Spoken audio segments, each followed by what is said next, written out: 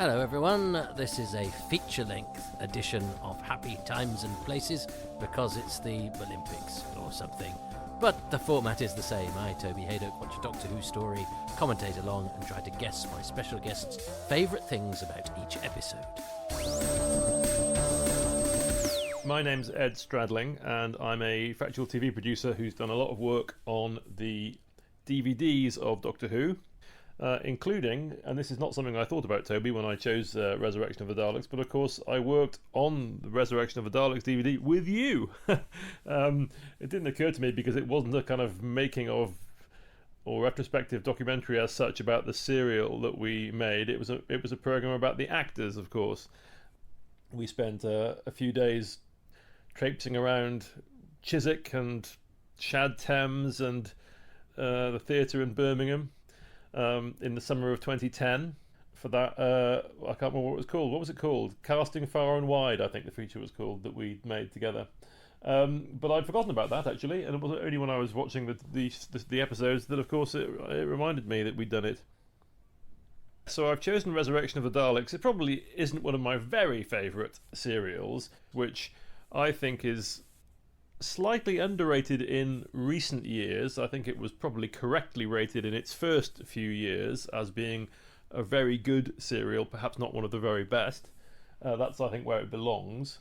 In recent years, it's become a bit less popular, but it's definitely from the era which hooked me into the show. The last Davison season really was the season when I stopped just watching it and enjoying it, and if I missed an episode, who cares, really?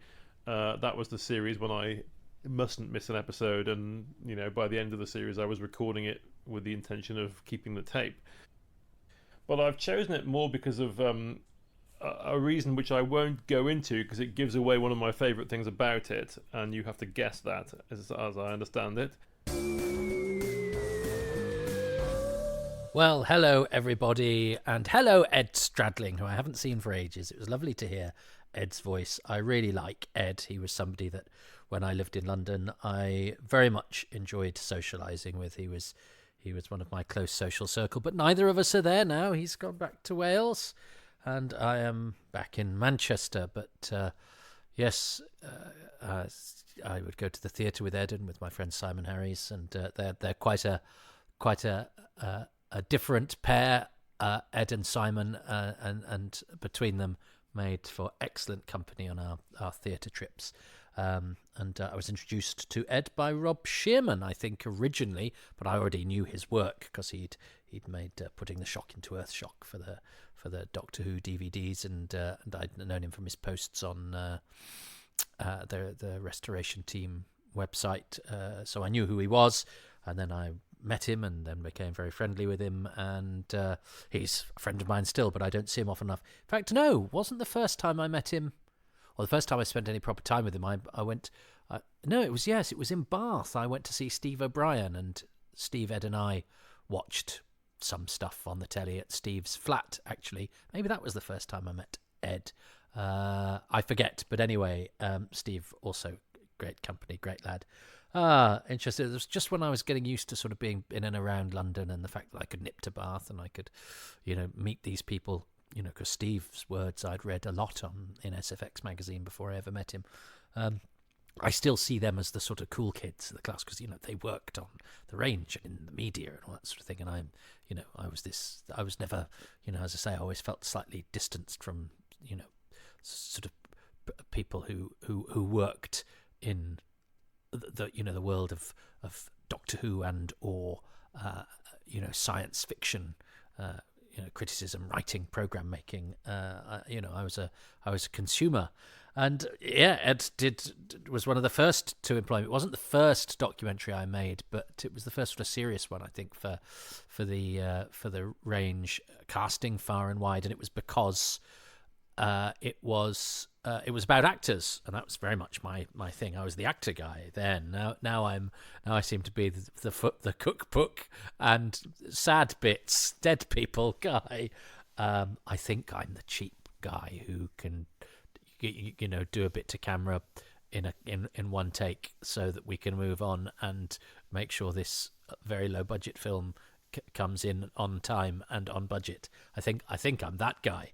But anyway, we did Casting Far and Wide, which was actor based, because Ed said, I want to do one, because if I do a making of, you have to, you've got 6 or 7 interviews, you have to take a sentence from each interview to illustrate each point. So every section of the program, you're having to go through each interview. Whereas if you just take 5 actors and do their story from beginning to end, you just have to cut one interview and sort of as you go, really. So it's a much quicker and easier edit. So that's why he chose to do that. And we looked at who we could do. We thought we were going to get Rula Lenska, but her agent couldn't really be bothered for the amount of money that we were paying. I thought it was maybe because Rula was a bit too grand, but Rula has actually stayed in this house and did an interview for me for free. But it didn't even get to Rula. It didn't get past her agent, who couldn't really be bothered with it. I think that's what happened there. So we tried juggling with a few people. Didn't get, because Rodney Bewes was still around at that point. We had everyone to choose from, apart from Maurice Colburn, of course. So it was a juggle, and we didn't know. And then eventually we got this lineup. It looked like we were going to have, very much the supporting cast. So I was very pleased when we got Del Henney, who I think is wonderful and became a friend of mine, but then gave me a great amount of guilt about how his contribution to the documentary turned out. But we'll maybe talk about that when we do it. But anyway, yes, Casting Far and Wide on the Resurrection of the Daleks special edition was a documentary right up my street, and was great to do, because Ed makes great documentaries. There are aspects of my contribution to it that I'm not happy with, and one that I'm really, really unhappy with, that seemed great at the time, but I laid any faults at my door there, not Ed's. I also seem to recall I wore a shirt that I wore quite a lot at that time, that I think I wore so much that it I remember putting it on once and its sleeve coming off. It frayed away. Shame. And that had been a Christmas present for my then wife. I liked that shirt. I get sentimental about everything. I miss that shirt. It was a good shirt. That. Oh well, gone now. At least I wore it until it dropped. Anyway, Resurrection of the Daleks. I'm watching the 2-parter of Resurrection of the Daleks, because that is how it was broadcast. I thought, just as I was about to set this up, oh God, I'm going to have to plug in the DVD player and this sort of thing, because I want to watch the 2-part version. But BritBox has the 2-part version as broadcast. Well done, BritBox. I do have the DVD, the original edition and the special edition. So, but I'm watching it as it was broadcast. So I first saw this all in one day. Did I?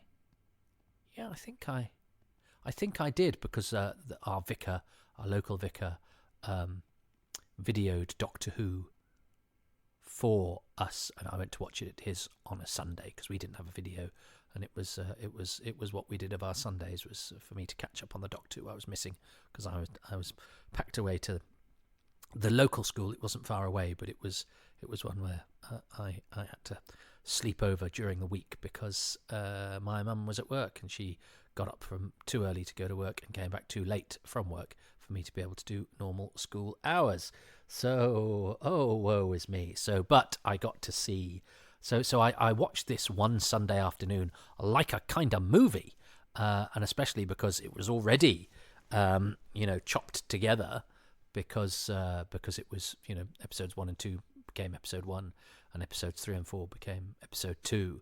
So it was a 2-parter as a throw forward to what later happened, because obviously this and this always does feel slightly more epic. I mean, its content gives it that as well, but the fact that that's how I consumed it made it feel a bit. It is anomalous, because it's 2 feature-length episodes. It was only because of accident of scheduling, but nonetheless, that's how it always has kind of felt to me. And I have had it in various iterations since. I did then get it as a 4-parter on a bootleg, and episode 3 was the one with no incidental music on it, or incomplete sound effects and stuff like that. So I've had various bits and bobs of it, but this to me is this is the version I watched as a kid. I probably watched it more since, because I had it on video. I had it at the VHS as well, in 4-episode form, and that seems to now be the default for everybody, because that's how it was made, of course. But I am watching the version that was broadcast on BBC television and so the original iteration of Resurrection of the Daleks, and that's how I think I've instructed Ed to do it. If I get to the end of this, and he goes, right, episode 1, and I go, of 4, and I go, oh no, but I'm sure it's a long time ago since he did this, but I'm sure that's what we'd agreed. I'm slightly kicking myself for that now because I've just done a new series episode, which are 50 minutes, and I've got scheduled next some new series episodes, and I was looking forward to doing this because, in terms of content production, if one podcast only requires 25 minutes of commentary, that's less work for me to do than a podcast that, where one episode is 50 minutes of commentary. But that's my problem. So that click is me flicking through the menu on BritBox to get to 8th of February 1984. It says 46 minutes, Resurrection of the Daleks. Davros is held captive aboard a prison in space, but the Daleks launch a rescue attempt. Oh, there's so much to say about this violent Dalek-y Doctor Who bloodbath that we are going to press play on in 3, 2, 1.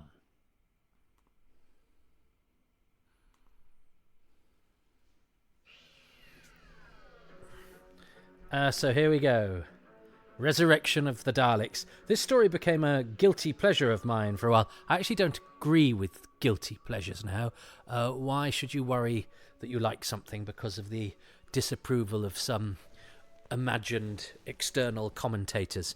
If I like something, I like it. And you can like something whilst it not necessarily being good in inverted commas.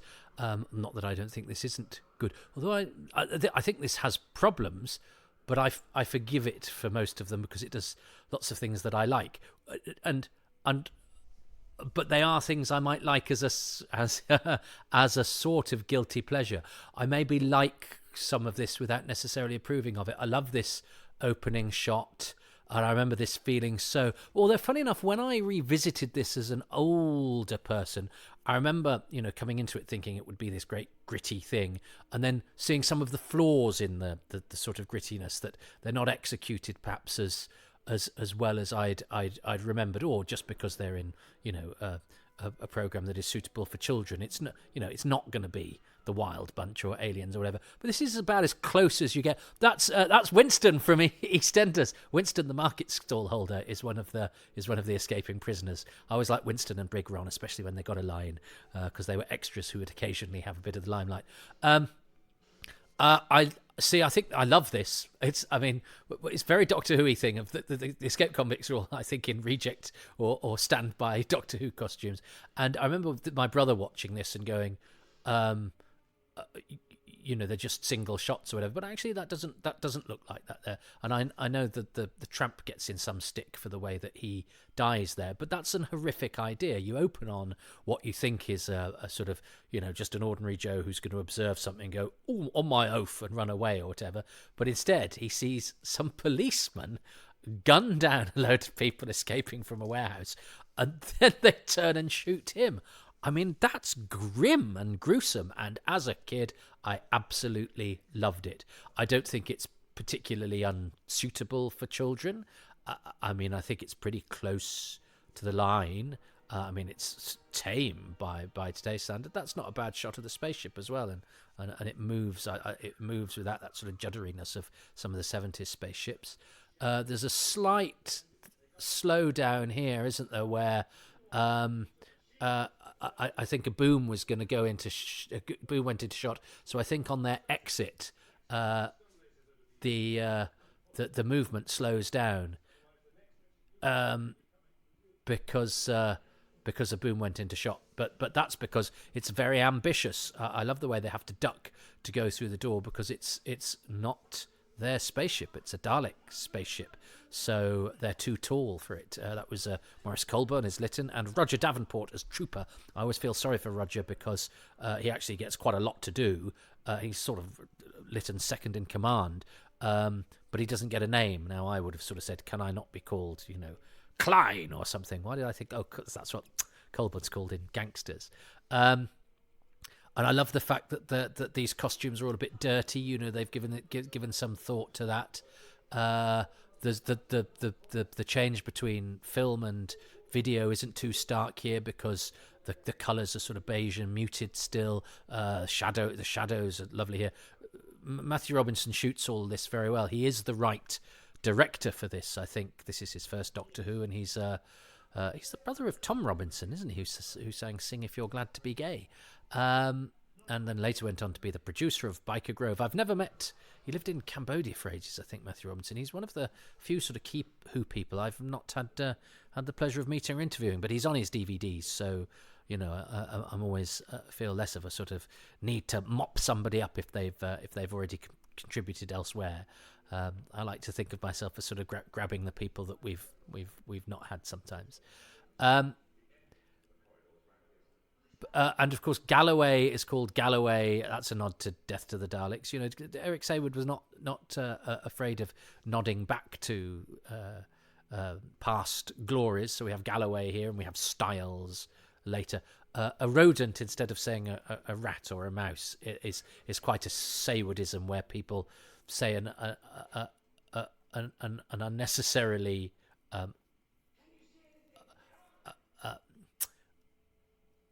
not florid is the wrong word. He's trying to make. I don't think that shot quite works either. The close up of William Slay, it doesn't quite work. It's an odd. It's a moment of the direction that I think is slightly fluffed, which is a shame because, as I say, I think Robinson's direction is very good. William Slay is an excellent actor, National Theatre actor. I've had the pleasure of meeting William a couple of times, and he's a very nice guy.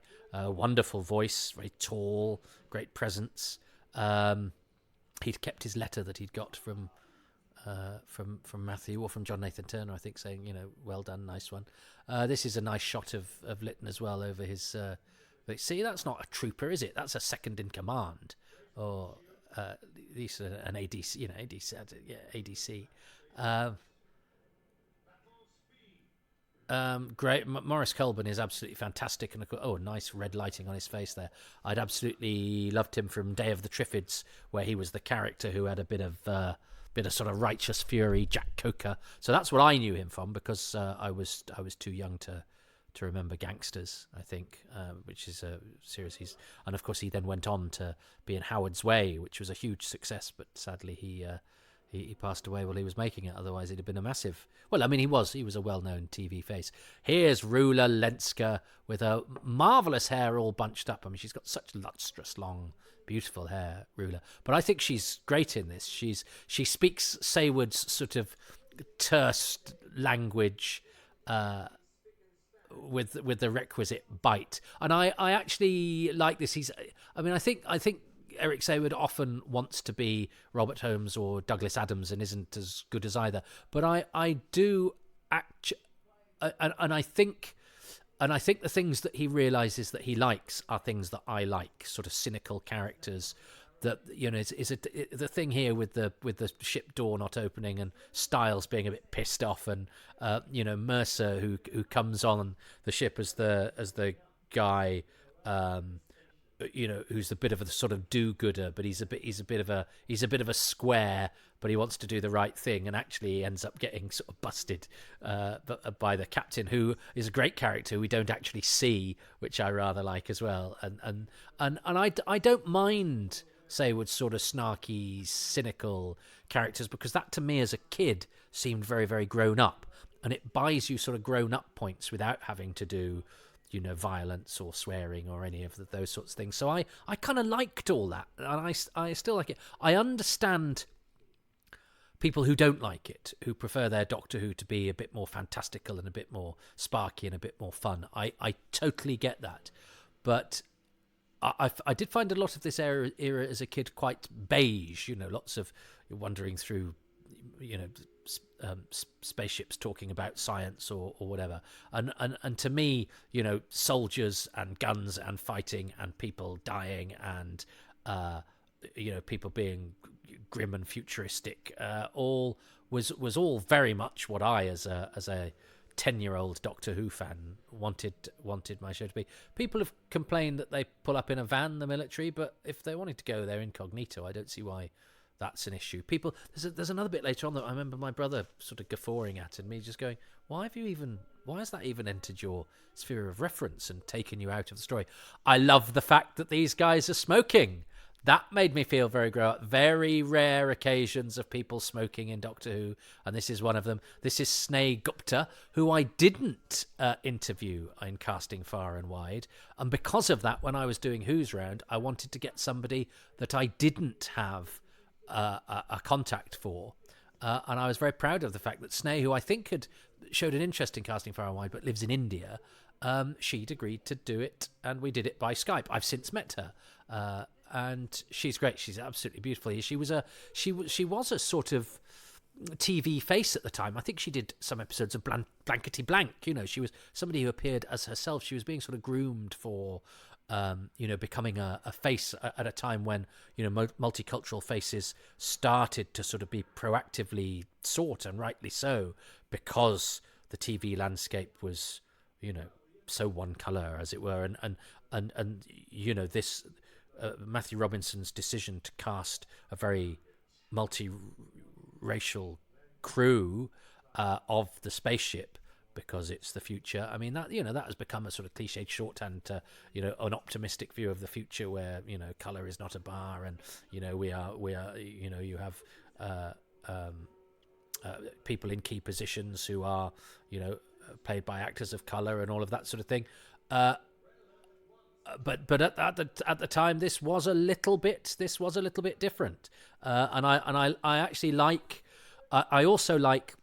And I think he's taken his cue from Alien, Eric Saywood there, and Robinson as well. That you're not always manning a thing and entering warp drive and doing this. Sometimes, like you do at work, you're sitting around having a fag, waiting for something to happen. And I like all of that, and the lighting in this ship is excellent. So I think this feels like Doctor Who that can sometimes be a bit sparkly or a bit tinsely, or can sometimes be a bit sort of beige and ponderous, is doing sort of this is what they wanted Warriors of the Deep to look like, and it doesn't, because it's white and bright. This looks absolutely terrific. I'm loving the lighting here, and this this is also fantastic that we've got we're hearing from a very small number of people, and the kind of ship is being taken over via noises off. She's being told what's happening for engineering. He's about to tell us that we're defensive, and he's right back at the back of the set and has come forward, and the camera's come through the two people that we're favouring at the front. I always think that's a bit of a mimsy laser. They're acting their socks off here. The lighting's doing loads of work. Everyone's throwing themselves about, and there's two little sort of pencil thin laser beams that don't seem to be doing any damage to the model. It's that's just the restrictions of the time, but it's odd that the fancy bit, the laser beam, is doing less work than the actors. But that's Doctor Who. I know people don't like lines like "your bile would be better directed against the enemy Doctor." I mean, when I say it out loud, there it is a very bad line. But and Jim Findlay, who's an actor, he was up for the role of the monk in the head monk in Tooth and Claw. He told me, because he does a bit of he does a bit of those martial arts. Jim, nice guy. I interviewed him for Casting Far and Wide, and he's one of those actors that just kept going. But he's in Cry Freedom, isn't he? He's had a really interesting career. And I was actually quite pleased that when we went to do the interview, he knew who I was, because he's a bit like me. He'll read names in the Radio Times and stuff, so he knew that I'd written and been in radio plays.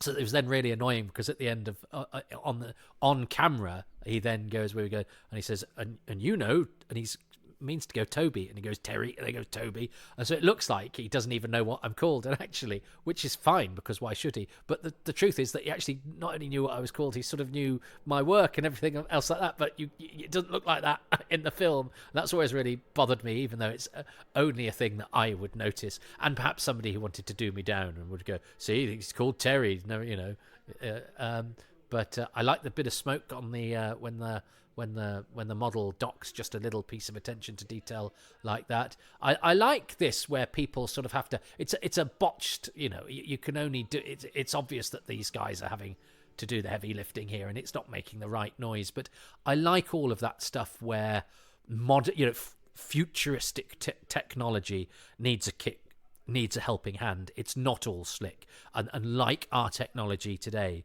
it may be stuff that to people in the 70s it would have looked slick and space age, but we still have to switch things off and on again, or unplug them or recalibrate them. Or I think even the most marvelous and most modern things don't quite work. Need a bit of a hand.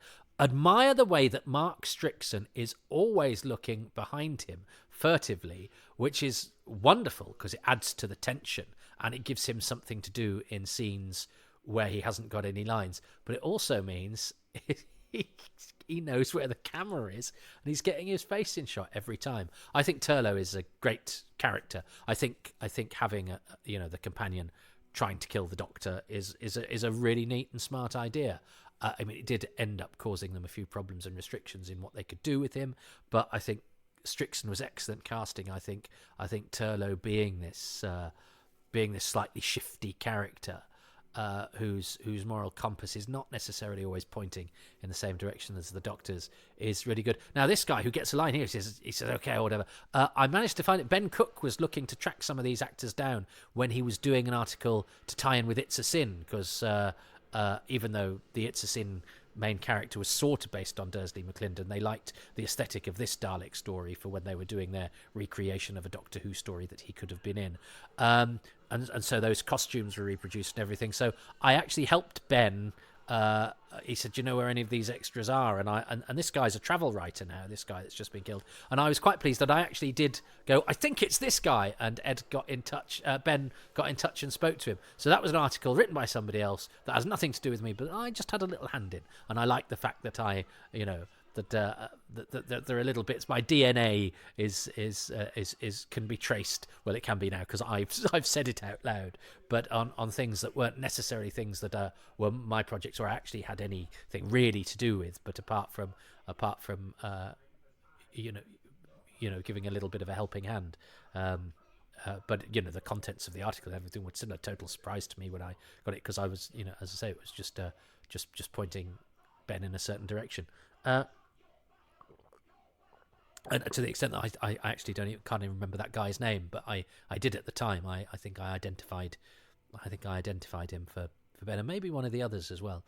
A while ago now, but because that's something that would just happen in an afternoon, and then I'd forget about, and only remember when doing something like this, and wanting to go. I've done things,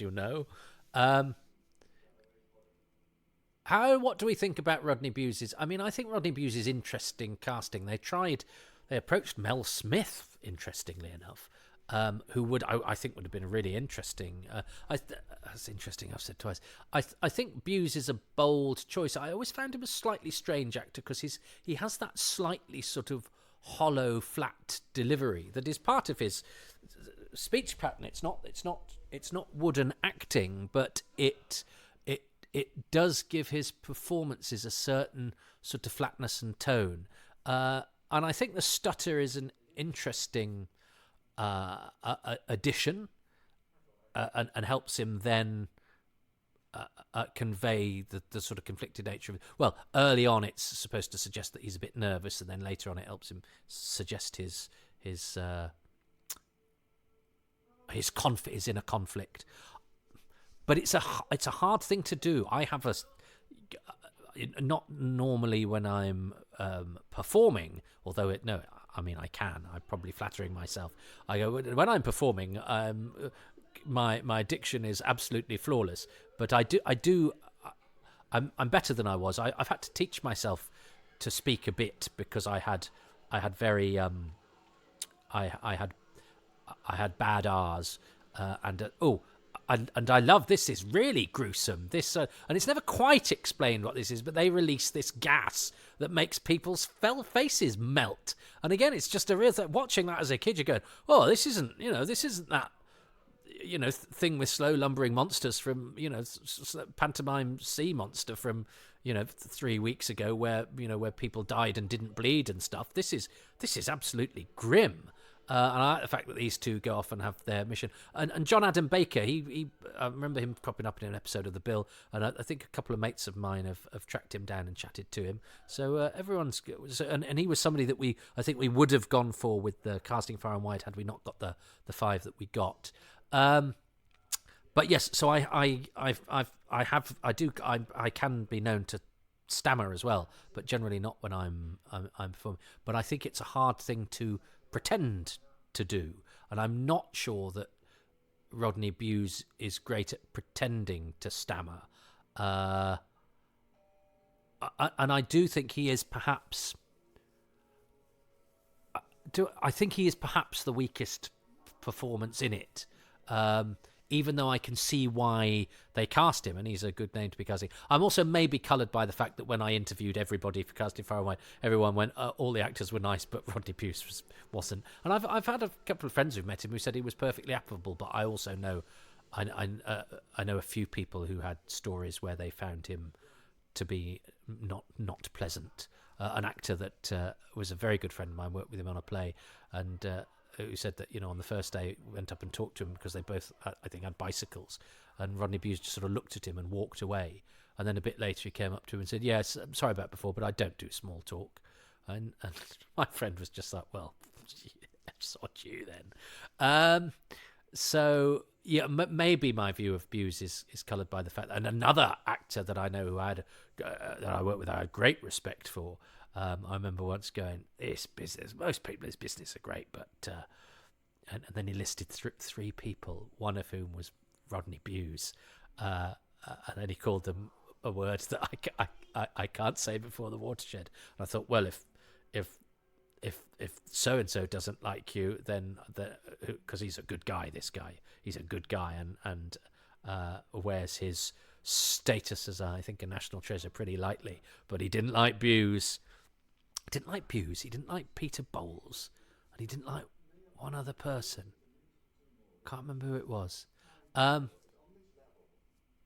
His diction is, whereas Del Henney, I think, is wonderful. And in fact, Del said that Rodney Bewes had come up to him and said, are you going to play it like that? And Del could get a bit snarky about things, but Del was actually a very nervous and a very humble man for an actor who has, I think, great control and a propensity to do very good understated menace. What I like about his Colonel is that, because Del was working class background, he was a Scouser from a working class area of Liverpool, is that he doesn't try and play it posh.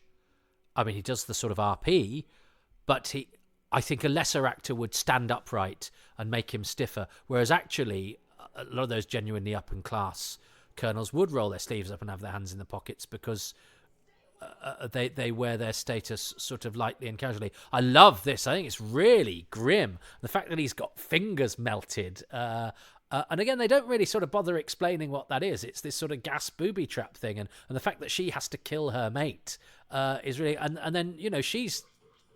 I remember my brother watching this and sort of saying, why is she not doing anything? But I think, it's to stage it, to give it a bit of climax. She shoots the first one, but then she realises she's outnumbered and she kind of bottles it like you would in a dream. Or, I think...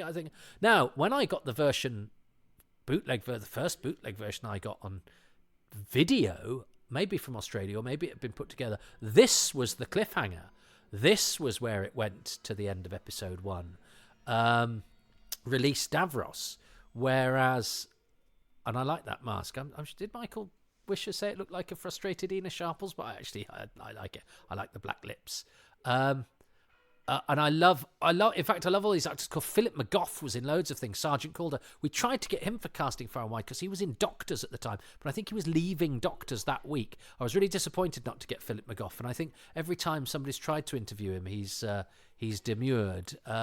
Sergeant Calder, and again, I like him as well because they're not playing soldiers. They convince me as soldiers, but they're not doing, he hasn't done I'm a gruff sergeant, and he's and I like the fact that they've sort of augmented their costumes a little bit. So he's turned a bit of wepping into a sort of kerchief, which means that then when we get the the false versions later, they've got rid of those sort of personal touches to the costumes, and I quite like that. So the Dalek appearing is, of course, the end of the actual episode 1, which was, so I saw that for the first time when the first DVD came out, which came in a rubber case. I still have that. I think I still have the rubber case, even though I've taken it off because my display has to have the display, although it's been replaced by the special the special edition. Now that Dalek, if you look close, is a bit knackered when it goes out the window, but I didn't notice that the first time. Oh, I think there was a picture of Davison in the alleyway here in the Radio Times in the back pages, I think there was. But that that pushing the Dalek out and the explosion, that's a great bit of Doctor Who. So I really like Del Henney and Philip McGough as soldiers in this, because they're not doing soldier acting, but I still believe in them as soldiers, because I've met soldiers who are sort of like that. I have equally met soldiers who are stiff and bolt and upright and that, but either approach is legitimate. I think the more traditional approach, the latter approach, is the one that we are more used to in Doctor Who, which is why I find McGough and Henney very refreshing. And McGough was also in Monocle Mutineer, in which he's the guy that's tracking down Paul McGann, and he was in Brookside as Alan Rothwell's heroin addict supplier, facilitator, mate. So Philip McGough was on telly quite a lot at this time, and I've since seen him pop up, saw him in an episode of Ultimate Force where he'd got like 2 lines, and I was like, what's happened to Philip McGough? And then he was a regular in Doctors, and so you go, oh, so he's up. I mean, that Casting Far and Wide documentary, he would have been perfect for that, because it sort of shows the ups and downs. And I think he has, Del said does he make furniture or something? He does have another business outside of being an actor as well. He's an actor that I really like, but he's maybe one on my list of ones that got away, because I've never quite been able to speak to him, which is a shame, because he's certainly, I would say, one of those faces. And he's brilliant in an episode of Nightingales, which is a sitcom I like a lot. I love the grim mute. This is as close as you can get for Saturday Tea Time. Now, I suppose the suggestion is that even though Turlough can smell it, it's dissipated enough because he doesn't die, I guess. But again, the viewer who wanted to sort of be on the lookout for things would go, well, why isn't it sort of melted bits of Turlough's face, and why does having a handkerchief save him? So here is Davros. I used to be very cross that Michael Wisher had missed out on playing Davros, because I love Michael Wisher's Davros. But actually, I think Terry Malloy's Davros is superb as well. They're slightly different versions of the same character, but I like Terry's sort of calculating, sort of occasionally purred, whispered characterization. I like the way Philip McGough says he's dead as well. He's quite avuncular. He's sort of pragmatic. He's straightforward, but he doesn't over dramatize it. I think they're on the same wavelength here, Del Henney and Philip McGough. I believe them as part of the same unit. I really like these army scenes. They sort of feel, even though they've got Chloe Ashcroft, who I'm afraid, and it's terrible because as an actor, you don't want people to sort of dismiss you because they know you from something else. But Chloe Ashcroft, who has that particular way of saying things as well, she says ambulance. She has got the voice of a children's TV presenter, or maybe I think it's the voice of a children's TV presenter because she was a children's TV presenter, because she was a regular on Play School, playing with Hamble and I mean some fine actors who've had great dramatic pedigree have done stuff on Play School. Wasn't Colin Jevons a Play School presenter? And Derek Griffiths was a Play School presenter and is a marvelous actor, both straight and comic. But I think it's Chloe Ashcroft's voice, and because her diction reminds me so much of the stuff that she did on Play School, that I can never quite believe in Professor Laird as a character. She's the woman from Play School, especially as she has to say later ambulance, or she already said it. But that's no reason not to cast somebody, and I'm sure that for a modern audience who don't have that that recognition, she's just an actress playing the part. I love Dell here. I think Colonel Archer has such a sort of warmth and an ease and a natural authority. And that body language that he has, he's not doing that stiff backed thing. But he's not had much screen time, Colonel Archer, but you really like him, and I like the fact that he gives his done to the Doctor, and he's kind of trusted him, and he has such a natural sort of innate authority that makes you feel warmly towards the character, because you go, yeah, he's smart. Of course he trusts the Doctor, because we know the Doctor's the hero, and he's smart enough to know the Doctor's the hero. And Mike Mungarvin is the other. He's smoking a fag, is the guy that's just chucked the fag away. Mike had played a Dalek in Destiny of the Daleks. He's not credited in this as this trooper. He's a non-speaking supporting artist, but he's a featured one because he's about to get attacked by the green Khalid mutant. And I think they make a great virtue of the Dalek. It's making the Daleks really scary again. I mean, one wonders how they picked up the wreckage of the Daleks and didn't notice the sort of green mutating thing moving about inside it, but maybe they just all put a blanket round it and carried it up without looking. A glass of cool spring mountain water. I've used that with my tongue firmly in my cheek in a radio link once.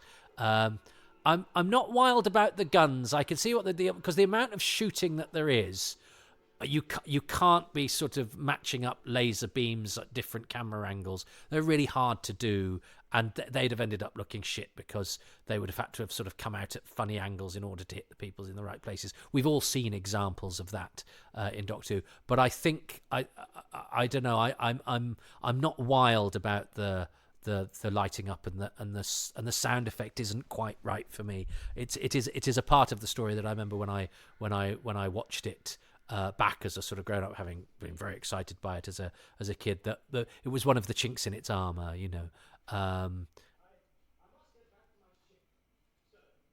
I do like Sergeant. I love Sergeant Calder as well. I think Philip McGough's great. He's got a lovely sort of gentleness about him, and again, he's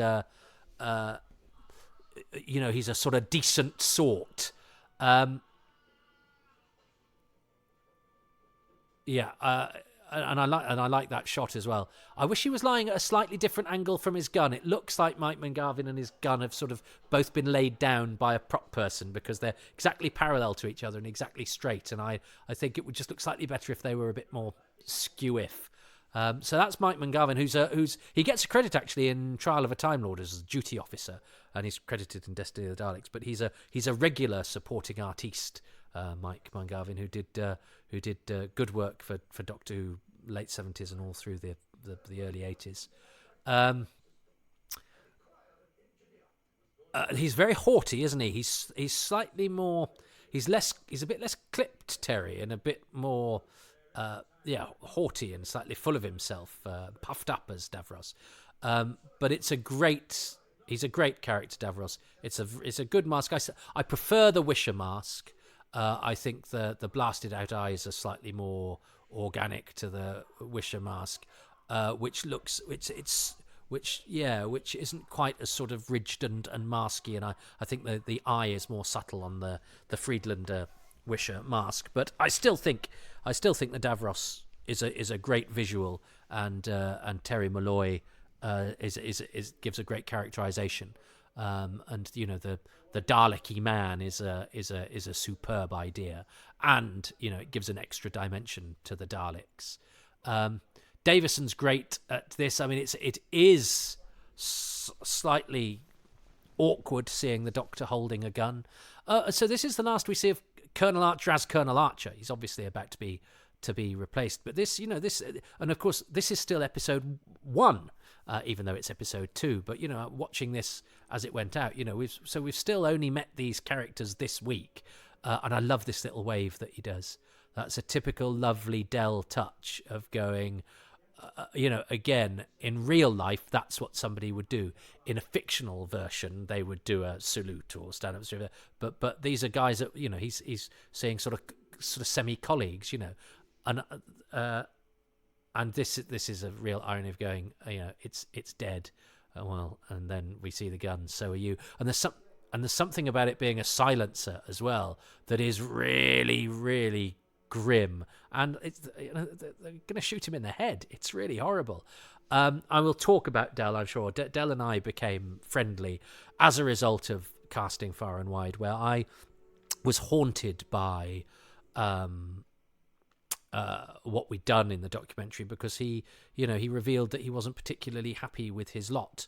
And I'd gone into it thinking, he was one of the biggest names in the cast, and he was still working, and he sort of revealed that he hadn't earned a living as an actor for 10 years, and he was actually selling flowers in Fulham. And he didn't wear it well either. He was a bit of a glass half empty person, Del, even though when you warmed him up, he was, he had a great pesky Scouse humour. He was a mixture of sort of very self-deprecating, but also occasionally quite sort of terse and downbeat as well. But then, as I say, had this sort of pesky sense of fun and was very empowering. He came to see Moths. He used to send me lovely emails about saying, when are you going to write your book about the profession, maestro?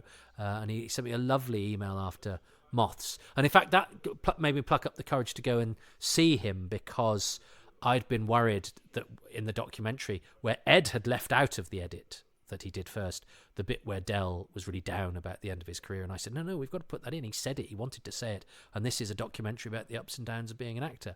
So Ed then put it back in, and we recorded another link to sort of emphasize that point. And then, of course, it came out, and a lot of people said, God, Del Henry cuts quite a sad figure. I thought, God, and that's my fault, really, because he needn't have done, because nobody would have known that wouldn't have been there. So triumphant. I mean, I think I prefer Wisher's shouting, because it is a bit more clipped and electronic, and I sort of buy it as being part of the last vestige of the Dalek. The crossover between the human and the Dalek, because when Wisher shouts, it is a sort of it's like he's becoming a Dalek, whereas when Terry shouts, it's a bit more sort of megalomaniac shouting. He does it very well, but I think I rationalise it slightly more the way that Wisher does it. The way that Wisher does it, he is the sort of missing link between man and Dalek, whereas when Terry rants, it's not like a Dalek. It's like a shouting megalomaniac. Does that make sense? And I'm only saying that because I'm trying to think why. Because I love Terry Malloy's Davros, but I love it more now than I did then. But I think that was only partially because my mindset then was, if it's old, it's good. So therefore, obviously, the Davros that was Davros before I was born is going to be the best Davros. And I think Michael Wisher is absolutely amazing. But Michael Wisher can be absolutely amazing, and that take nothing away from Terry Malloy, who I think is cunning and menacing and arrogant, and really his Davros, that is. And I think it's an excellent characterization, especially if you know Terry, who is an avuncular, charming, jolly, slightly silly chap. And of course, we have Leslie Grantham here as Kiston. He gets no credit on this episode because this episode has the closing credits for episode 1, because most of the characters are in episode 1. So you'd have lost the credits for Sneh Gupta and John Adam Baker and those guys, and William Slay, if you'd had the closing credits for episode 2. So they put the closing credits for episode 1 on the end of this episode, which means that Les Grantham does not get a credit, but he goes on to be. It's an odd scream he gives there as well. It's not as bad as Chubbs in Robots of Death, but Les Grantham has just, he has a Doctor Who link because he'd been in prison. This is well known. He'd been in prison for murder. He'd served his time. He'd been in the army, and he'd shot a German taxi driver. The circumstances of which I still don't quite understand, but he'd served quite a stretch, but whilst in prison had showed an aptitude for drama, and had drama lessons with the help of Louise Jameson and Pamela Salem, Rachel from Remembrance of Daleks, Toos from the Robots of Death, and I think they both then helped him get some sort of rehabilitation when he came out and get away into the acting profession. And I think he was offered Galloway or Kiston, and sensibly realised that you get more episodes if fewer lines as Kiston. I love this. This is, it's all a cliche. The cat, and the quiet. Oh, what's happening? Where is it? Something under the. But that's cliches are there for a reason, and Doctor Who Doctor Who does, they're cliches from other things, and I mean that's you can see that's very powerful, isn't it? But you're also being asked to go, yeah, but it's not making any holes in the blankets. But it's actually just the fact that the blanket is moving about under the barrages is enough. It's a Doctor Who version of machine gun fire, and I think it's pretty harsh, even though if you wanted to look at it critically, you could. I like the way Davison sort of passes the gun over as though he doesn't really like holding it, but he was kind of enjoying holding it before, and he shoots into that blanket without much problem. It's very much he doesn't resist the Saywoodisms, although which pulls me in a couple of different directions, because as I say, I quite like the sort of macho-y stuff. It makes my show that I was watching as a kid and moving into teenage times, and being not wanting to be seen as a kid. Well, if my program I've loved since I was a kid is being all a bit grown up, then that makes me feel grown up. I still have that. I still have that feeling, but I also completely understand those who say the Doctor wielding a gun and all the sort of macho-y dialogue in this is a bit, it's misunderstanding what the charm of Doctor Who is. Part for me, though, the charm of Doctor Who is that you can have a story, set in a village with eccentric war game reenactors and a big face in a church one week, and then a story set on a future Earth colony where people get sucked under the ground the next week, and then the week after that you can have with giant woodlices sucking people underground, and the next week you can have a sort of grim and gritty thing about mercenaries helping Daleks replace people with duplicates. I mean, there's a lot going on, isn't there, in this story? I mean, there's, for a story that's essentially an action adventure that's really all about I'm not sure that's the best bit of Resurrection of the Daleks, and I think Leslie Grantham's great, and he's got a great face, and he's good, he's good supporting villainy, but I think his equally humane in Your Revenge is a little bit it's a little bit well enunciated and enjoyed for a character that's just supposed to be this sort of taken over technician type. I think Rula Lenska's great in this. She's her character spends stuff. She gets annoyed with Mercer, who is a bit of a dick, and that's, and I think Jim Findlay sort of plays up to that. But he is probably the most, he's probably the most traditionally heroic character in it, really. But he is a bit of a dick. Which is an interesting dynamic, and I quite like the fact that Styles actually is slightly impatient with his Saywoodisms. I like the way Philip McGough does this as well. When she goes, "You're right," he goes, "Yep, stay there." I like all of that, and any bit where somebody does that bit with a gun makes me feel, whoa, that's what I want to do when I'm an actor. I want to do that with a gun.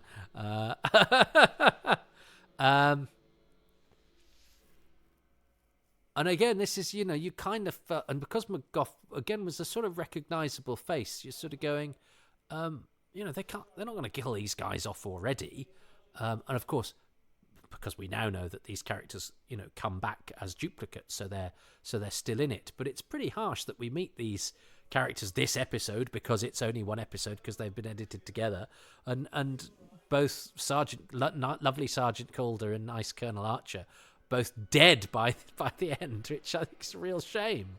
I'm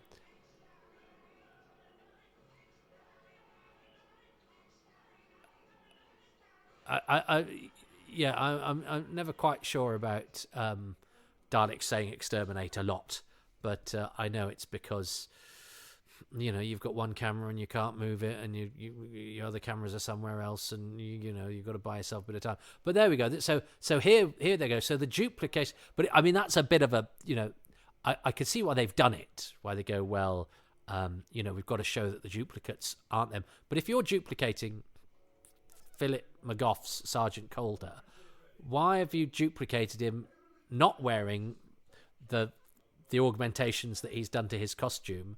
I suppose maybe because they based them. And actually, where have they got the design from? Because I mean, they've literally only just killed him. So how did they know to duplicate them? Have they duplicated them from Colonel Archer's brain print? Anyway, try not to think about it. But they've given Archer his gun back. They've taken off Calder's webbing and giving him a more traditional army costume, which is, of course, the clue for the other characters were the way that they're behaving. I mean, she's already said that's not Colonel Archer. So there's actually, there's no subterfuge here.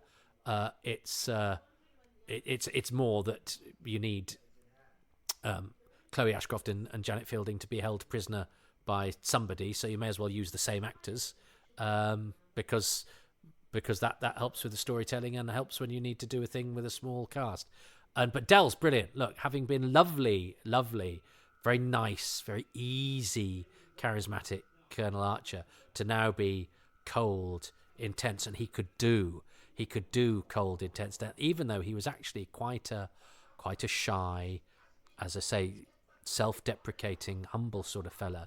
He also did have and I've since spoken to many people who knew him in his heyday. But note that he's credited above Maurice Colborne in this, and Maurice Colborne was a well-known actor at this stage. Del was well known. He's in Peckinpah, Straw Dogs. He's in Brannigan with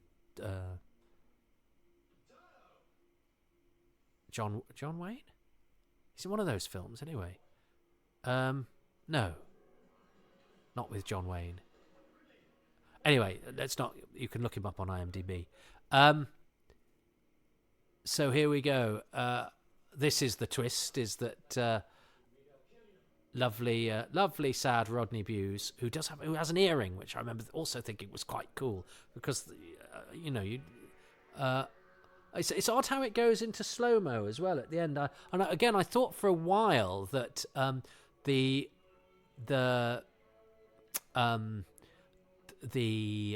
cliffhanger was the next bit where the Daleks come out and say exterminate before they get interrupted by Lytton, and that had been a contrived cliffhanger with the close up of Davison having to be slowed down in order for them to have time to put the sting over it. But I'm sure on the 4-part version that remains the normal cliffhanger. So maybe I just made that up. And I can't remember if that Australian version I had that as the cliffhanger or not. I still think it had the one that we know. So there we go. It's my guilty. It's my guilty pleasure. I went through it, and it hadn't been. And then after I'd done that documentary with Ed, and because I'd got to know the 5 actors, Roger Davenport, William Slay, Del Henney, Jim Findlay, and Les Grantham. We went to see Les Grantham at the theatre in Birmingham, and he was all right. And David Warwick was in that as well as because he was doing Dad's Army. He was doing Dad's Army, the play, playing Private Walker, and it was just after he'd been back to EastEnders and then been fired because he'd been caught. Because he'd called Pauline Fowler a wanker on Zoom. Basically, I don't think it was a precursor of Zoom, and I think done a bit of phone sex or whatever, sucked his finger at somebody and been rude about his co-stars, and so they decided after years of resisting going back to EastEnders, had finally gone, all right, I'll go back, and probably thought, and I've chosen the right time and I'll stick around now, and then they got caught doing that and then got killed off for the second time.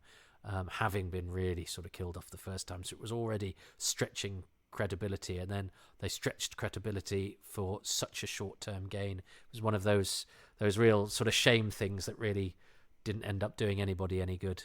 Weird to think that he's gone now. Good Lord. And Del sadly no longer with us. Oh, that was a shame. But we sort of stayed in touch, but we didn't meet up the last couple of times we'd wanted to meet up because Del had been quite poorly, and he lived in London, but he had a base in Cambridge as well, and I think he was spending more and more time there.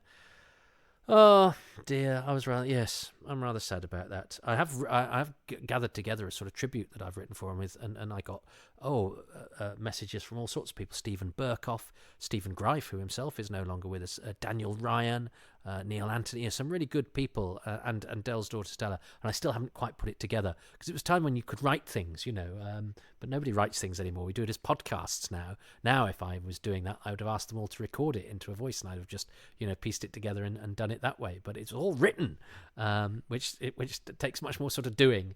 Anyway, that's something that I will do and put on my website or blog or somewhere. So, I mean, I've got to be really careful with this one because it's one that I have so many sort of personal ins with. I've got to be really careful not to just go, I'm going to choose these people, what I like. But what am I?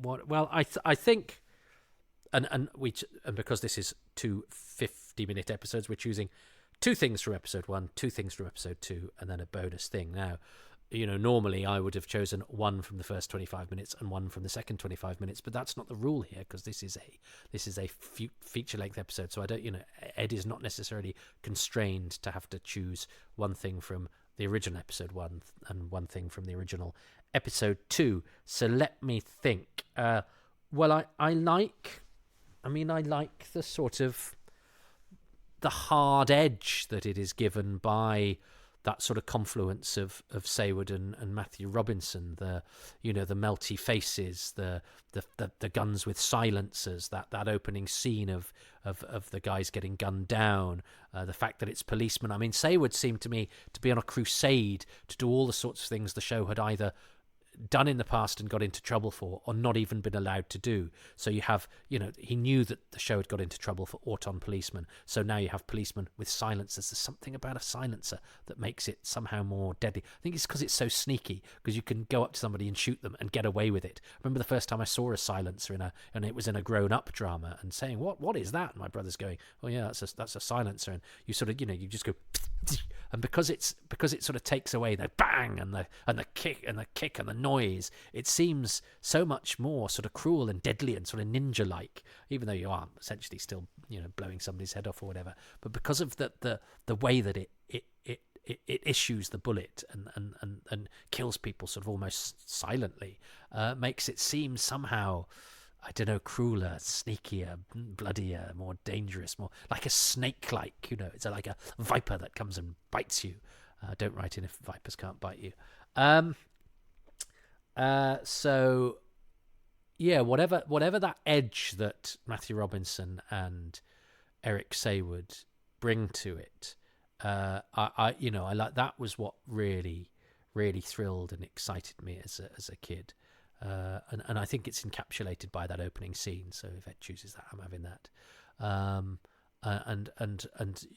the gloom and the atmosphere that Robinson gives it, I think is entirely in keeping with the hard edge nature of Saward's script, with its with those the hunt for the mutant and the gunfire and the sort of unrelenting body count. There's a continual body count, and that also involves sort of melting faces and all of that. So all of that, which goes against even what I, in other moments, I think is what Doctor Who is, which is a cheerful, zesty fantasy. The fact that this exists as something, and the fact that this and Earthshock were successful, I think then causes Doctor Who problems down the line, because then Saward tries to do that a lot, and you get to season 22, which I know turns a lot of people off. And I, as I say, I quite like season 22 for the reasons I'm outlining about this. But I know a lot of people who make a very good case for season 22 being, a low point in Doctor Who and the architect of its hiatus and eventual demise, because Saward was so interested in doing, Doctor Who's version of Peckinpah, and that was a misunderstanding of what the show is. And all those cases are made very, very, very convincingly to me. But I also like watching fake policemen gunning down people on a rainy London backstreet, and I like watching people's hands melt, and it because made the 10-year-olds of me feel totally grown up without actually corrupting me or scaring me or giving me psychological issues. So there's anything that makes me feel like I'm watching a grown-up show, even now at 49, going, I mean, I suppose it's doing. When I was 10, it was because I wanted to feel more grown up. Now that I'm 49, it's because but maybe I need to excuse to myself the fact that I'm still watching something that was designed for children in 1984. Oh, phooey, I don't care. I am what I am. So that's number one. And number two. Oh, screw it! I'm going to choose the army guy.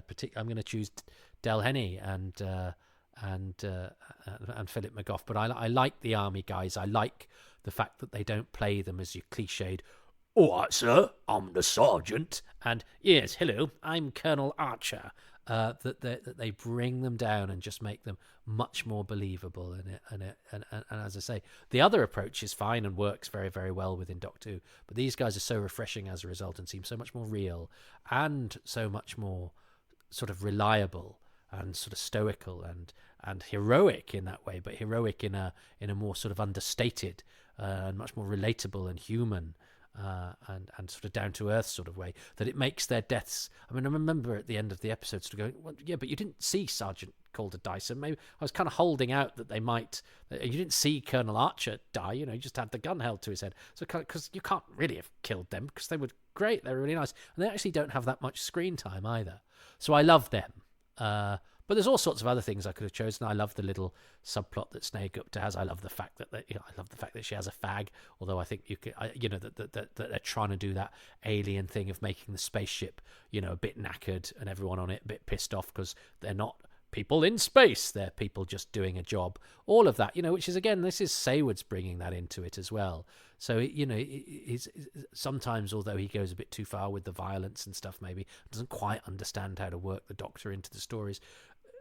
The motive behind some of that stuff, where you can see it's, where it comes from, where the inspiration from Alien and all that sort of thing. But working that into Doctor Who is perfectly acceptable and in fact laudable. And I like all of that and refreshing.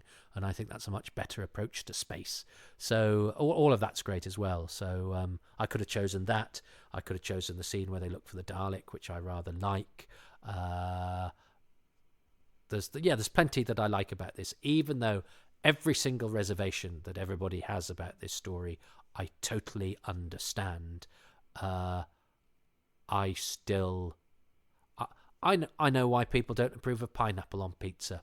I used to work in an Italian restaurant, and when people used to ask for pineapple on pizza, or, hello, can I have an Hawaiian?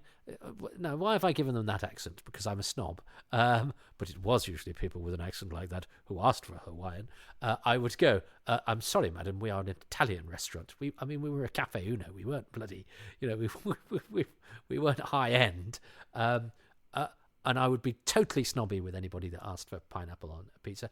And I really like pineapple on pizza. I like sweet and sour.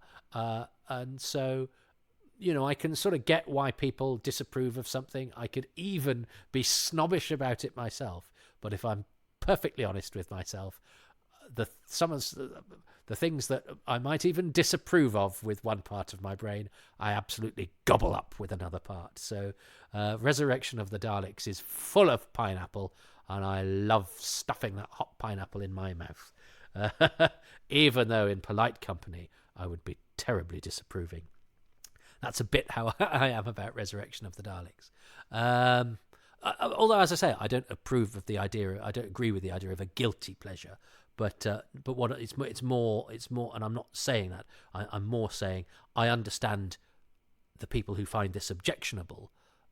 And they make perfectly. I don't know. I chat with somebody the other day actually on the phone, and it's about a piece of work that I'm working on. Who is somebody not of my political persuasion, who made a very strong case for Doctor Who as a sort of product of right wing ideology and an Edwardian adventurer whose Britishness is part of his core, and this is very much a Doctor Who is a he person because this person doesn't like the new series at all, and I loved listening to him. It's really intelligent, really forthright, really intellectual, knows his Doctor Who, but is also, an academic and writer and brilliant opinion piece writer. A very intelligent man who said loads of things that I found hard to disagree with, even though in my heart, I disagree with him. In my head and in his argument, and I was invigorated listening to this person saying loads of stuff that as I say, and he really doesn't like the new series at all, which I love, New Who. But the case that he made, I could sort of understand everything that he said in his case, and I really enjoyed hearing him make his case. It's an old-fashioned thing that I was listening to an opinion I didn't necessarily agree with, but I appreciated the opinion and how it was enunciated, and it was done so in a way with conviction and intelligence, and I completely loved listening to it and hearing it, and completely agreed with everything he said, except I don't agree with it. As I said, part of my head absolutely took it all on board and went, yes, those are very sound points, but the other part of my head, which is attached to my heart, went, yeah, but this is what I like, and this is what I think, and although what A, B, C, D, and E that you said about the new series, I could see why all those arguments make sense. I still actually think D, E, F, G, H, and I instead, or I mean, I don't think that makes, but you know what I mean, because I'm thinking with a part of my brain that is attached that does more than sum up an intellectual argument, if you like, because so much of what I like about Doctor Who is indefinable, or is led by, not necessarily by logic. Perhaps that's it. When I was talking to this guy, it wasn't the Daleks and the Movellans, two creatures of logic at an impasse. It was a person of great logic and intellect talking to somebody who's a fluffy lovey, who's led by his heart and his tastes and the aesthetics.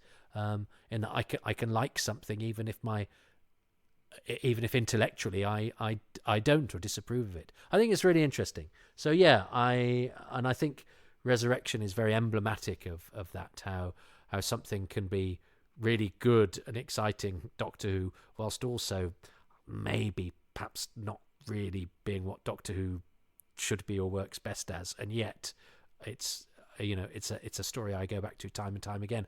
It's like my Sunday afternoon story. Like some films are Sunday afternoon, Tremors, The Great Escape, Back to the Future. I think of there are certain stories that I like to watch on a Sunday afternoon to sort of exciting but cozy, thrilling, but not too taxing. And Resurrection is very much that. And it's one of the Doctor Who stories I've watched the most. It's also one that I would watch quite a lot when I came home, well-oiled after a gig. But again, that was particularly, I think, after I'd made the documentary with Ed, and I did have some guilt about Del, and I wanted to sort of watch it in order to kind of, I don't know, rationalise that, exorcise that, feel that, I don't know, whatever. But I certainly watched it a lot after we made that documentary. But as I say, all was well with Del in the end, and we ended up being, we go out drinking quite often, and he was always a bit shy, and it always took him a little time to. But I remember the sort of rosy-cheeked smile he got after he'd had a couple of bottles of Bombardier, and then the stories flowed, and he became quite the raconteur. But then at the end, he sort of, he put his anorak back on and shuffled off home. I'm very lucky to have known these people, but he was very much a contrast to the often sort of big characters, big, quite imposing, often quite scary characters he plays. He was a good actor. Right. What has Ed chosen? So I've chosen those two things.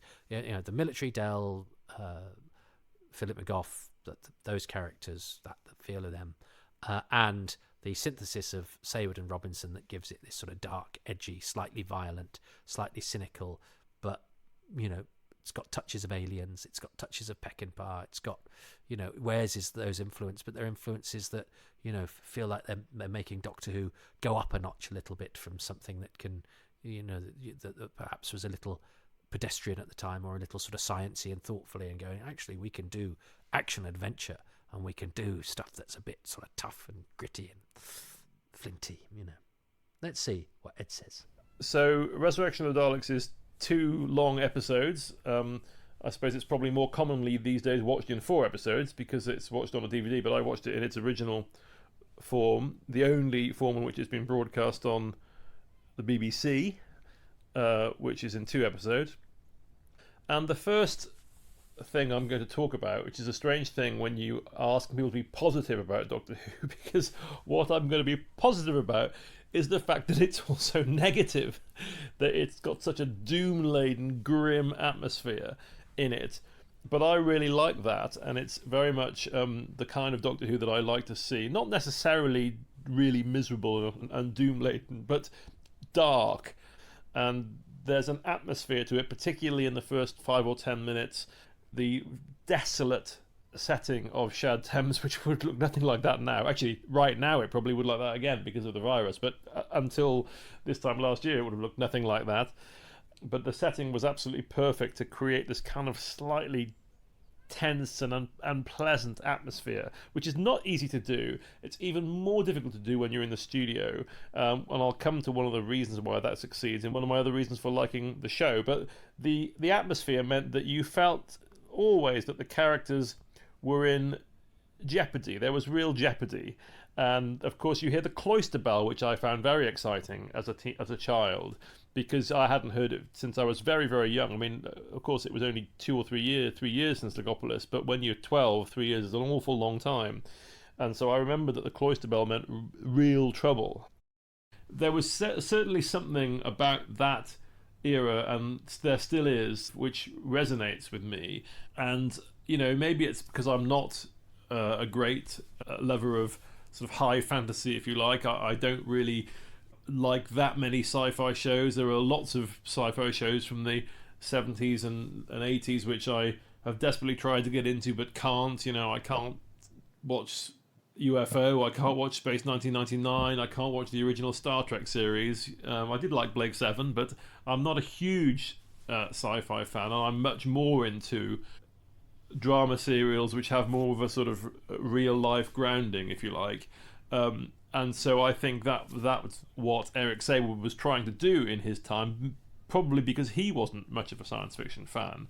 And of course there were some times when he was more successful than others than achieving it. And we're supposed to be talking about the positive, so I won't talk about the plot of Resurrection of the Daleks, which definitely isn't its greatest strength. It doesn't have an inspiring or a hugely imaginative storyline, which I accept. But for me, Doctor Who was about two things. It was about how exciting and how imaginative and how much the story took you away to a world of the imagination, which it often did. But it was also a question of whether you could believe what you were watching. Resurrection of the Daleks and many of the serials of this period, you could believe what you were watching, and you could believe that the Doctor was in trouble, and that was always important to me. I think Matthew Robinson, the director, was a big part of that. I wouldn't say he was one of the very best directors to have worked on the show, but he was certainly one of the better directors to work on the show. That was something that he perhaps brought to it.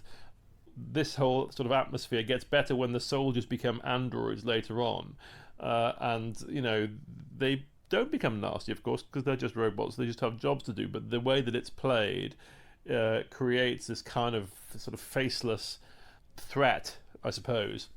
All roads seem to lead to disaster, and while that sounds like a strange positive thing to say, that's how I think Doctor Who should be. I think it's very difficult to believe that the Doctor's in any trouble if you don't have that, and I think far too often Doctor Who didn't, and Resurrection of the Daleks does, and that's one of the reasons why I like it. So that's my first reason. Well, I mean, I think I might get a point for that. I mean, if it's a photo finish, I don't think that'll get me over the line. So if the result is too close to call, I think I would probably have to maybe only give myself half a point. But if this is the only glimmer of hope I get, I'm going to give myself a whole one, because I think we were kind of getting to the same place about how this is in terms of the high stakes and the grimness, and I hesitate to use the word adult, but I think you know what I mean. And it's the same with gritty. When we apply both of those things to Doctor Who, context is everything, and they're not as as adult and as gritty as, you know, something that might have been on Channel 4 at 11 o'clock at night, where adult and gritty are two very different things. And although I fear, having invoked the soldiers as he did as well there, he might have wrapped both of my first episode choices into one. So that means maybe I do get a whole point, but that doesn't give me much hope for the rest. I suppose it's actually one where you could. I think it's sometimes lazy to do the cast. I would only ever do the cast in exceptional circumstances, and I actually think because I don't think it's 100% brilliant performances. I think some of the performances people are hard on are actually, I can see where they're coming from, and I'm sympathetic towards them. But no, it does mean that, yeah, there are stronger performances and there are weaker performances. Whereas if I were to invoke the cast, I would want everybody to be really, really good. Which is why, again, I think I selected Del. But I also think, Rula Lenska is really good. She does a lot with that character who never meets the Doctor, ridiculously, except for the photo call. But anyway, let's not get into that. But she is really good. She's got a real authority and a real, she's very good at the terse cynicism and the downbeat. She's on a suicide mission, and she does it with grim determination. And as I say, I like the way she is with Mercer. But anyway, I'm sure we'll talk about that. What is Ed's? But I was thinking, I wonder if Ed will choose the cast, but I'm not sure that he will, because I think there are weak links in it. And one of those is the main guest turn, which I feel sorry for Rodney Bewes saying it, because I think he could be an interesting performer, and I'm never averse to casting against type.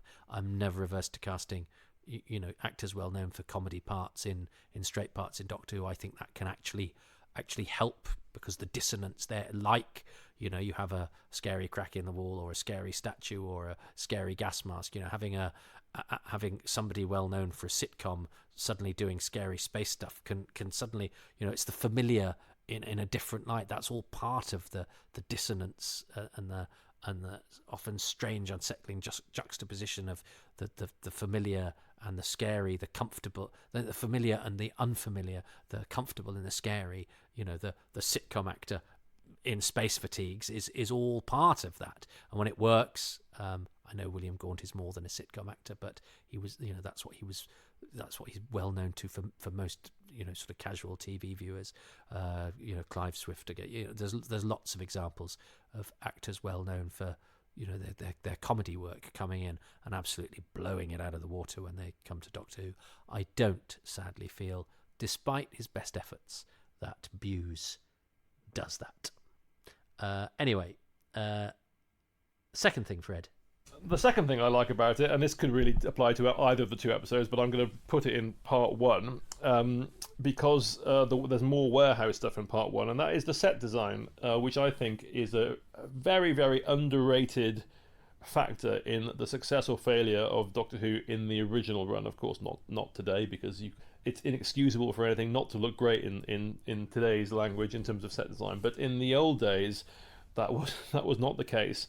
The serial is set, there's a reasonable amount of film material outdoors, but the serial is set largely in two places. And firstly, the warehouse absolutely looks like it is a warehouse. If you had taken the video cameras into those buildings in Shed Thames, I can absolutely believe that is what they would have looked like inside. And again, that was not always the case. And it just helps you create a real sense of place and an ability to suspend your disbelief in what you're watching. And I wasn't aware of that when I was a 12-year-old or 11-year-old when I watched it first time. But that's certainly something that strikes me now.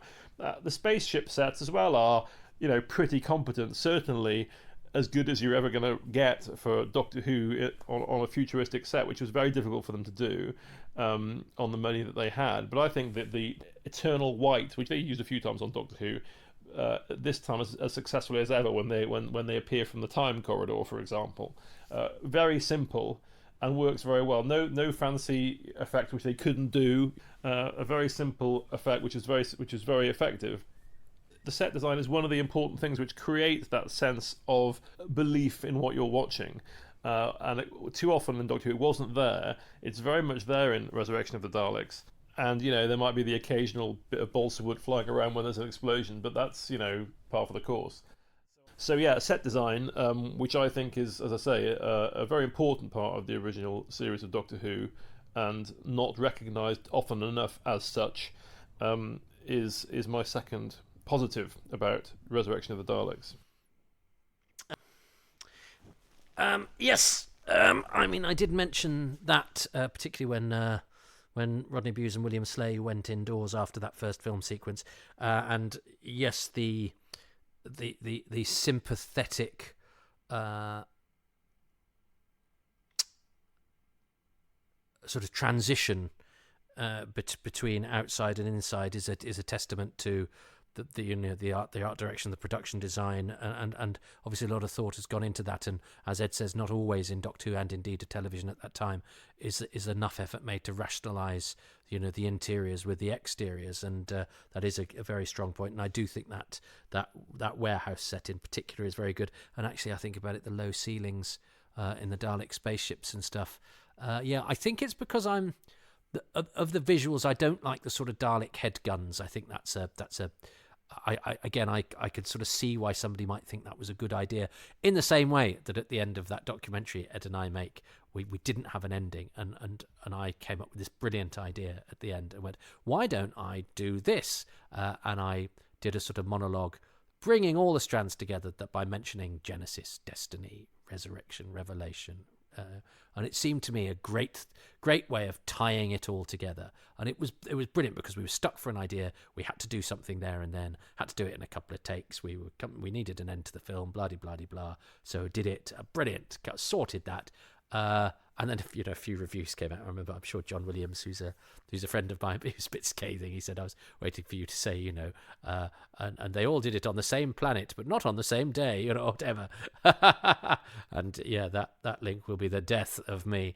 Do you know what? It seemed when you're in something and you do something, seems like a good idea, and then, even the next day, I think it took me longer than the next day, but now I go, what was I thinking? That's awful, and I hate everything. And I think it's probably a really good documentary. But that hangs.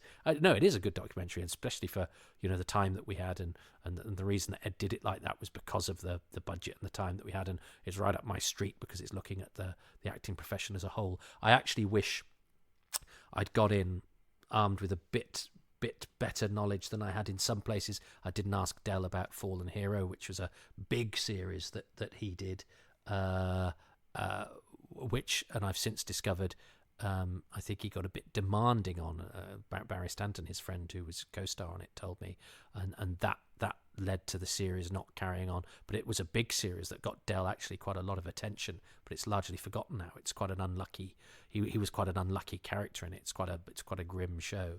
But also Brannigan, I've just looked up Brannigan. Actually, it's John Wayne. Well, I drank with Del a few times and chatted. I never asked him about working with John Wayne. What an idiot! And didn't mention that. I mentioned the Peckinpah stuff in Del's interview, and I think I'd got him thinking that was going to take up so much of it because Straw Dogs was such a cause célèbre. And Del actually went, well, I didn't like Peckinpah that much, and that sort of slightly disarmed me. But that was sort of Del as well. Sort of slightly, instead of going, yes, I know, I was in the Peckinpah film. He kind of undercut it and was a bit half empty glass about it. And so that I remember that sort of putting me off slightly off my stride slightly. So yeah, there are things I would like to do differently about that documentary. But bear in mind, it was also only the second one that I'd done, and the first one was a sort of funny bit of frippery about robots of death. So, but it's about actors and about the acting profession. But I'm sure I'd do a better job now. But that's no reflection on Ed, who always makes good films. That's a reflection on me. But I still think for what it was and the time that it was and the budget that we had and what the documentary landscape was at the time, it's good. No, it's good. And I'm glad we did it. And it's a showcase for those 5 individuals, which I think is sound and good.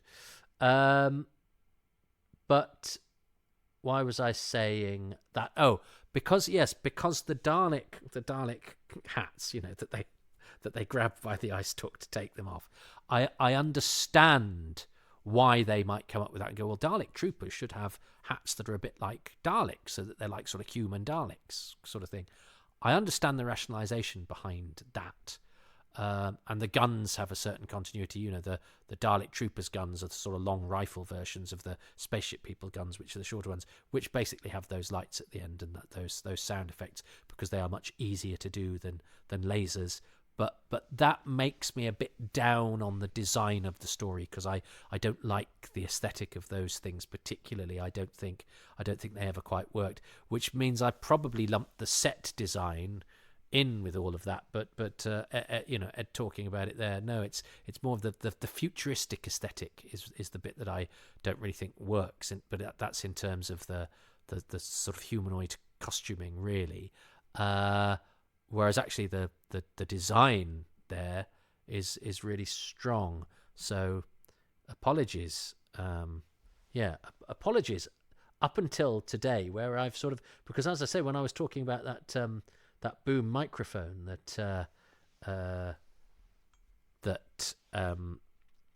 nearly came into shot, that's because partially because Maurice Colburn is ducking his head down, because they've kind of paid attention to the fact that a human might not just be able to stroll through a Dalek spaceship, and so that again, and you can see the ceiling in places in the spaceship, and I think that is quite ambitious and quite visually bold, and an attempt to do something different. So yeah, the design is very good, and I've never perhaps paid it the heed that I should have done, because I was put off by the sort of the costuming side of things. So John Anderson, designer, please forgive me, because actually I think Ed is right.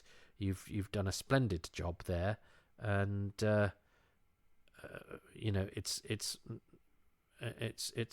to John Anderson's credit that the story has some of the atmosphere that he does. And he comes back, of course, for the first 4 parts of Trial of a Time Lord as well. So sorry, John Anderson, who I don't actually know anything about. I don't know if he's ever been interviewed. But I think the design of the warehouse and the low ceilings in the spaceship are to be hugely commended. So I'll take that, Ed, even though I didn't choose it. Well, this has been a long one, hasn't it? So I hope you enjoyed that. I will return for the second part of my guilty pleasure. There's no such thing. Next time. And in the meantime, if you didn't like this, well, your bile would be better be directed at other podcasts. No, that doesn't make sense. Oh, sorry, I'm off for a glass of cool spring mountain water. Ta-ta. Thanks very much for listening to Happy Times and Places, which is presented by me, Toby Haydock, and my special guest, Ed Stradling, who you can find on Twitter or X as @EdStradling. And do check out some of the videos that he does when he's not copying old VHS tapes over and finding lost bits of continuity and all sorts of other TV-related ephemera. Gosh, he goes down particular rabbit holes, but I'm so glad that he does. I'm so glad too to have patrons who support these podcasts, and they include Ian Key, Joe Llewellyn, Ian Ken Claflin, Philip Marsh, Nathan Martin, Roland Moore, Kevin Murdoch, Graham Knott, Adam Parker, Barry Platt, Risto Matti Sorillo, Frank Shales, Andrew Lisa, Catherine Armitage, John Arnold, Kevin Ashleford, Luke Adkins, James Bell, David Bickley, Will Brooks, Gary Byrne, Robin Bland, Robbie C, and Alex Kafajoglu. The music is by Dave Gates, the artwork Dylan Patterson. If you would like to support these podcasts, please like and subscribe to them on iTunes. Spread the word on social media, but you can also go to patreon.com/Toby Haydock, where for as little as £3 a month, you can get advance releases, unique, bespoke, specially for you releases, monthly AMAs, and bonus material, and interaction, and a nice community to hang out and respond without the glare of social media and the inbuilt problems with that. So that's patreon.com/Toby Haydoke. It's £3 a month. You can get 10% off if you sign up for a year in one go, and you can pay more if you would like some of the things that lure you up to the higher tiers. But all the content is at £3 a month, and basically it's a pay what you can afford, what you fancy model. I understand that some people can afford and or fancy nothing, and that is completely understandable. But if you do want to do a one-off payment because you're feeling particularly flush, or I sound particularly hungry, or there's a podcast you've particularly enjoyed, you can go to ko-fi.com/Toby Haydoke, which doesn't tie you into any sort of monthly subscriptions or anything. But if you want to lend your support in ways other than the financial, you can go to iTunes or Spotify or anywhere where you get your podcasts and give these Toby Haydoke's Time Travels 5 stars and a few lines of review. That really does help separate these from the crowd, and it is a big crowd out there, and one that's full of lovely people doing lovely things. But obviously, for the purposes of this podcast, I would like you to, plug and spread the word about this as much as you can. As for social media, I'm on Twitter at Toby Haydoke. The podcasts have their own feed at Haydoke Podcasts. I'm on Instagram at Toby.Haydoke, and I have a Facebook fan page as well. So please do what you got to do in all of those areas. That would be lovely.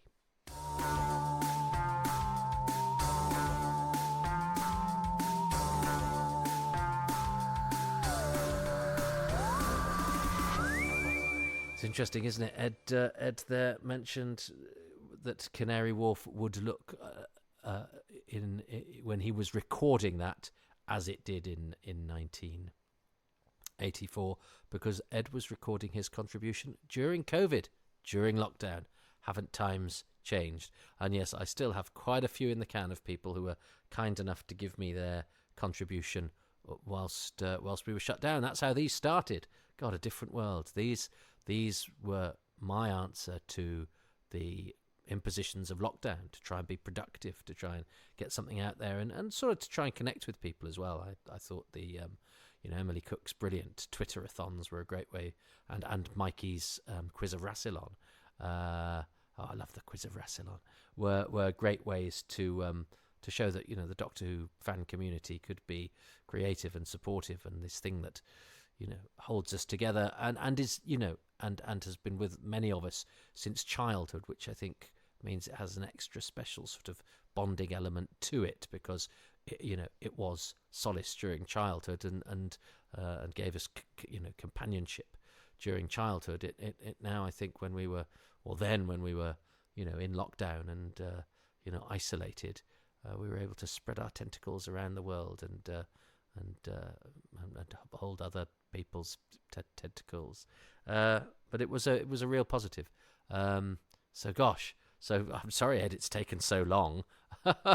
They found a cure. But I reached out to a lot of people then, and I was hugely pleasantly surprised by the responses. And I'm slowly working through them whilst also trying to add new episodes. In fact, I've just recorded, haven't I? It's just been out, Sleep No More. Well, when Ed that had been made, but when Ed recorded, I'm about to do Spyfall. That's right, I'm about to do Spyfall, and that hadn't been made or aired when Ed recorded this. His contribution, I shouldn't think. Isn't that extraordinary? Anyway, there we go. We've had another couple of doctors, although one of them's an old doctor, but you know what I mean. Anyway, how exciting. It was nice to hear Ed's voice. He's a good lad. Yeah, it's funny. We saw nobody during lockdown because we were locked up, but actually, a lot of people I know have sort of moved about and migrated, and of course, it's easy these days. You think you're in touch with people because you're friends on Facebook and Twitter, and they're just a quick typed message away. But it's not the same as sitting in the pub and arguing about the androids of Tara. The simple pleasures. I have to say, I was on the tram today, and there'd been a football match, and that sort of mob, mob singing that's quite intimidatory. That's quite, it's got lots of bravado. I didn't like it at all. I was having to drop something off in town and come back, and I was very, very glad to get home. And I thought, we're Doctor Who fans. We are a bit weird, but I think we're, I think the worst thing we can do, if there's a big bunch of us, is that that there'd be slightly too many people on one tram who are prepared to be generous about the censorites. That's about as extreme as anything gets when you've got a critical mass of Doctor Who fans. Anyway, I hope to see Ed again soon, and I hope to speak to you guys again soon.